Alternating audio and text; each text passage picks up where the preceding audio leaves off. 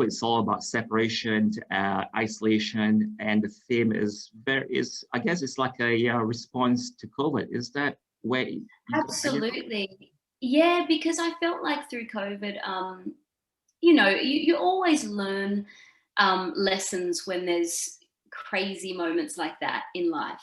And I always knew how much I love my friends, of course, but I feel like through COVID and through, you know, how the pandemic affected us all is that we really miss connectivity and being together and friendship and community.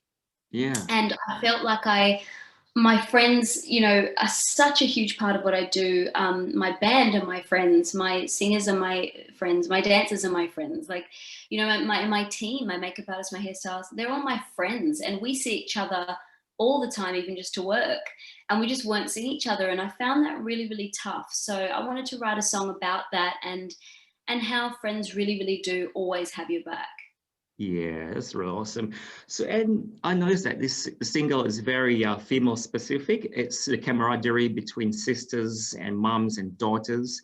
I think it's fair to say that the female relationship between them, it's more organic, isn't it? Between perhaps a female and a guy, or a guy and a guy, because you guys are more open to your feelings, perhaps.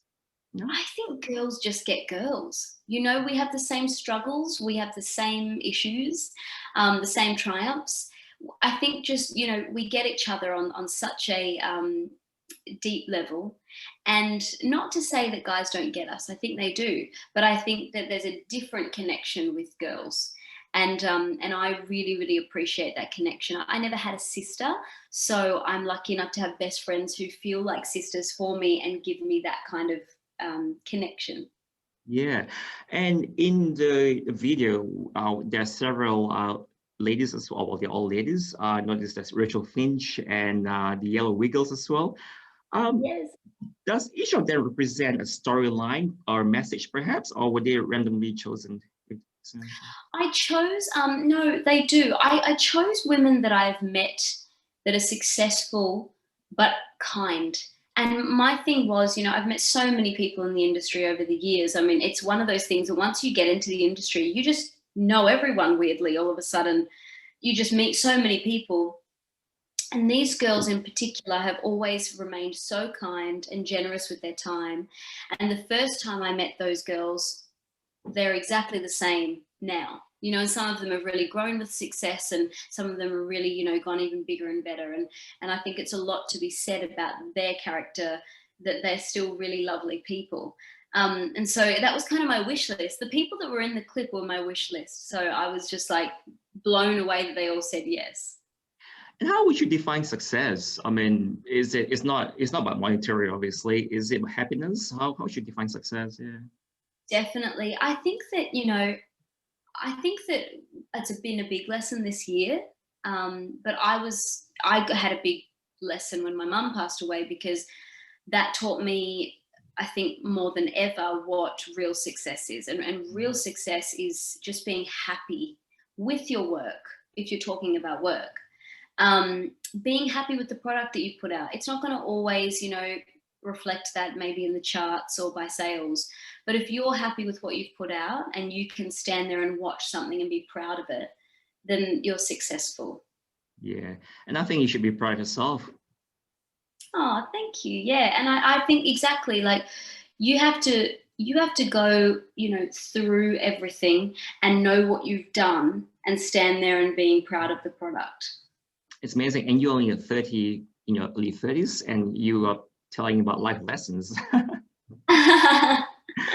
Just Um, from my perspective, yeah. yeah. So there are lots of collaborative efforts in the making of Back to Back. You've got like Carmen, I think, is it she, isn't it? Yeah. Yes, yes. Yeah, so she's been working with you for this last several years, and you've got PK as well, who has worked with the likes of Chris Brown. Um, so how do you actually manage to collaborate together during the pandemic? Because I heard on Channel 9, with your interview on today's show, you did through Skype, is that correct?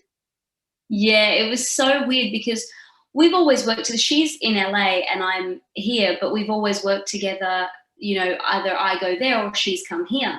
So it was so strange to do it over, you know, like a FaceTime. It just felt really, really weird at first, because usually, you know, with a song, it's a process and it takes time. And sometimes you are, you know, writing and then you maybe get stuck on an idea, or you feel like maybe you want to go away and come back and listen to it again. So you go have a break, or you go have food, or, you know, you have a coffee, and that's usually the times the magic actually sparks. But for Carmen and I, we're so lucky because we've worked together for so long now, and we're both women, and we both were feeling the way we were feeling about the world at the time. So the song was so easy to write because the words just poured out onto the page. Yeah, so there is this perception that, you know, with Sony or the big names, for example, when you work with a team, it gets a bit frustrating as an artist because your artistry tend to be put aside. Is that true in your case as well? Or? I've been really lucky. I think that I had that journey a little bit before I came to Sony in Australia. Yep. I feel like on X Factor, I was really lucky. I could do I kind of did what I wanted to do. I was very blessed. And then when I was, you know, signed to Sony right after the show, they kind of knew who I was.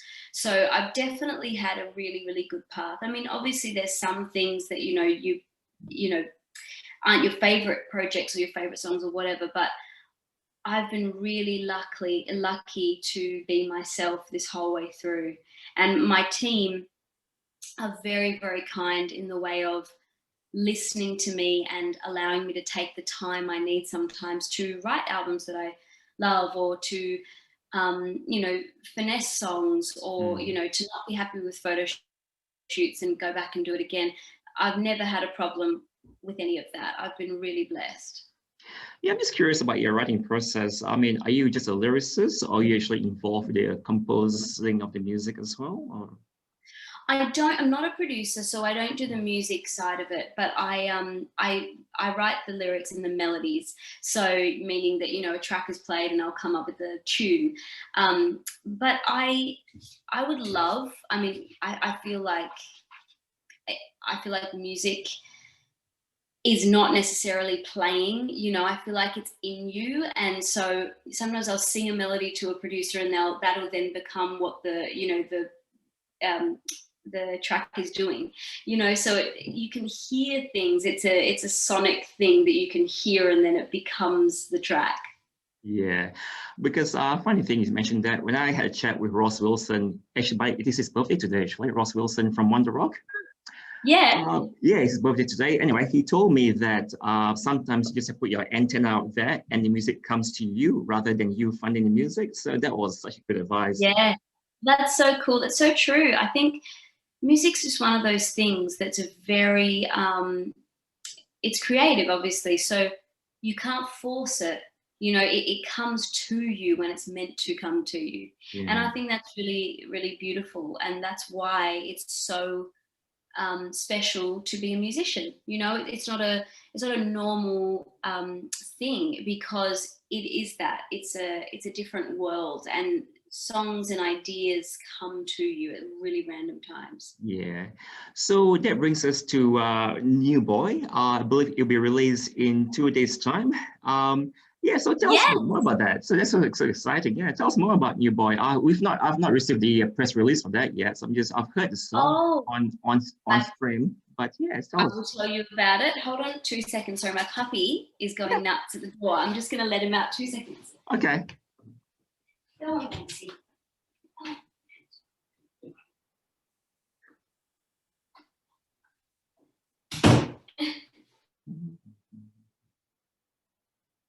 To miss out. So New Boy, I'm so excited about it. It comes out on Friday. And basically, when I wrote this song, this was the one that was supposed to come out almost first, and then back to back kind of entered into you know, the world of my music, and that had to be the song that came out next. But New Boy is something that I'm really proud of. It's a pop song. It's great. It's like one of those great dance floor songs that you can just literally dance to and forget about everything else. And I love those songs, and I feel like that's what I like to do most. So I feel like this song is no exception to that. Like it's literally, it's a dance floor banger. Yeah. When I first heard the song through Sony, because what it reminded me of it reminds me of being in the Caribbean island, perhaps with a colada, balmy Yeah. night. And I meet someone, on dance floor, but I'm too shy to, sorry, go any further. So I'll go back to my room, make a phone call, and the rest is just whatever. Is that the imagery, or am I having a wild imagination here, No, that's true. That's true. Like it's Yeah. about letting go and new beginnings, and exactly what you said, like dancing and having fun, and then going, okay, now I'm going to figure out if you really are the new boy. I'm not sure yet. That's so cool. I just love the music. I mean, I was like dancing in my head, so that's so awesome. So Good. yeah, so we've got several singles. So is this a teaser to an upcoming album, perhaps? All the songs so far? Yeah, yeah. So the album was going to come out this year, and then COVID, of course, hit, and we kind of wanted to push it back because I really, really do rely on my fans and my followers to give me advice for the album. I really listen to what they want to hear. Mm. I am so appreciative of them, and I really want to make sure that when I put out an album, I can see them in person and thank them in person and do meet and greets and the normal things we usually do that makes you feel really close to your community. So we can't do that. So we pushed it to next year, hoping that we can do it then, to then do a tour as well. Well, I hope you do come to Perth, and hopefully I can interview you about this album. That would be really awesome. Of course. I mean, that's the whole thing. For Yeah. me, that is the whole dream. Perth is, that's why I haven't even announced a tour or done anything like that, because Perth's my hometown. It is my family place. It is where I feel the best. And so with a tour, Perth is always the first destination for me. So I Yeah. can't do a tour without Perth. Nah, exactly. Hey, do you mind if I go back to 2012 very quickly? Yeah, go So for it. I was wondering, like, because I've spoken to a few X Factor people before, and how was it like to win and sing, what you've done to me with all the confetti's flying? How was it like? I mean, you must felt the happiest person on the planet at the moment, right? Oh my God. Like Yeah. I was shocked, truly in shock. I don't remember that moment in the way I wish I did, Yeah. because it was so shocking. Like I was positive that I wasn't going to win. Like ask anyone that knew me around that time, like it was the biggest mind-blowing thing for me. I was like, I'm not going to win. No way. I'm not even going to get to the final. So that was just unbelievable, because for me, with all of the things that had happened in the industry that only I knew at that time, it was a celebration of me being able to push through. And it was really incredible. And I remember getting off the stage, and I went, saw my mum and dad, and I just was, because they of course knew what I was feeling. And we just had this moment of like, oh my gosh, you did it. We did it. Oh my gosh. Like it was euphoric. It was like such a 360 moment for me. Yeah. And I remember when you were almost got limited in the first round, you said to yourself, "Oh, not Yes. again." Yeah. Oh my God. Yeah. I mean, it was so upsetting, because I thought I was like, I was in my mind, I was like, if I make it to the live shows, that's me winning in my mind. And then I get to the live shows and I'm in the bottom two. And I was like, you've got to be kidding me. Like it was so, so terrible. And then once I got past that, and then I got to the, kind of kept getting through weeks and weeks, my new win in my mind was the top three. That was like, in my mind, that was me winning, and when I did that, it was just like, it just kept feeling like it wasn't real. I honestly look back at my life at that time and I'm like, how did I get through that? Because it was so hard on my soul. Like, it was tough to be pushed down and up and down all over again. Hey, look, Guy Sebastian, he got almost eliminated in the first round as well. So you know what? There you go. To me, and which is your favorite performance during those 12 weeks? Unexpected. Unexpected. There were two. I think. Let me guess, UFO and the Kanye West song. Kanye West song is one. Yes, And I love. UFO. No, the other one's actually Scream. Yeah. Because I loved.